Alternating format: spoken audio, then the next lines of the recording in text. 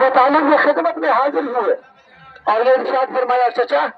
آپ صحیح زبان سے اس بات کا اقرار کر لیجئے، اللہ کی وحدانیت کا اقرار کر لیجئے، لا الہ الا اللہ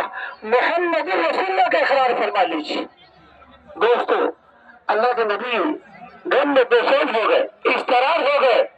اور آپ کے غریب کیفیت تاری ہو گئی، کاش میرے چچا محترم کلمے کا اخراج ضرور سے کر لیتے۔ انہیں اتنا تو ضرور کہا، اے بیٹا محمد عربی صلی اللہ علیہ وسلم تم سچے ہو، تمہارا دین سچا ہے، اور اس بات کا بھی میں اعلان کرتا ہے کہ تمہارا دین دنیا میں غالب ہو کر کے رہے گا، لیکن ہاں مجھے یہ شرم آتی ہے، دنیا کے لوگ کہیں گے کہ اپنے بھتیجے پر ایمان لے آیا، لیکن دوستو جو اللہ کے نبی جناب رسول اللہ صلی اللہ علیہ وسلم کی بے قراری بڑھتی گئی، جی وہ یہ ابھی تشریف لائے تو یہ کہہ رہے تھے ہدایت کیا ہوتی ہے؟ ہدایت بازار میں نہیں ملتی ہے،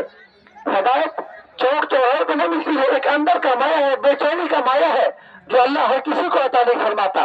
اللہ کے نبی اپنے چچا محترم کے لیے بہتر ہے کہ آپ ہدایت کے دورے سے مالا مال ہو جائے، قرآن کی آیت نازل ہوتی ہے، اللہ کا نمائندہ تشریف لاتا جبرائیل امین، انک لا تہدی من احببت ولکن اللہ یہدی من یشاء۔ اے پیارے حبیب جناب رسول اللہ صلی اللہ علیہ وسلم ہدایت تو میرے حصے میں ہے،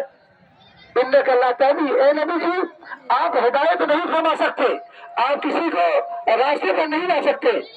انک لا تہدی من احببت ولکن اللہ یہدی من یشاء، لیکن اللہ جس کو چاہتا ہے ہدایت پہ لاتا ہے۔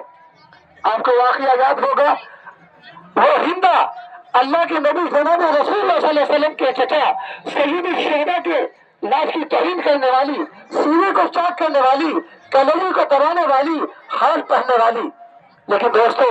ایک اندر ایک چبھن تھی، ایک اندر ایک غم تھا، اللہ نے ہندا کو ہدایت عطا فرما دیا۔ اسلام کے دشمن، قرآن کے دشمن، لیکن یہ ہدایت اللہ کے جانب سے ہے، اللہ جس کو چاہتا ہدایت عطا فرماتا ہے۔ اللہ کے نبی جناب رسول اللہ صلی اللہ علیہ وسلم کا غم چچا ہی پر نہیں تھا، اللہ کے نبی کا غم تو یہودی پر نہیں تھا۔ اللہ ہمیں اپنے حال پر بھی رحم کرنے کی توفیق دے، امت کے ایک ایک فرد کی فکر ہو،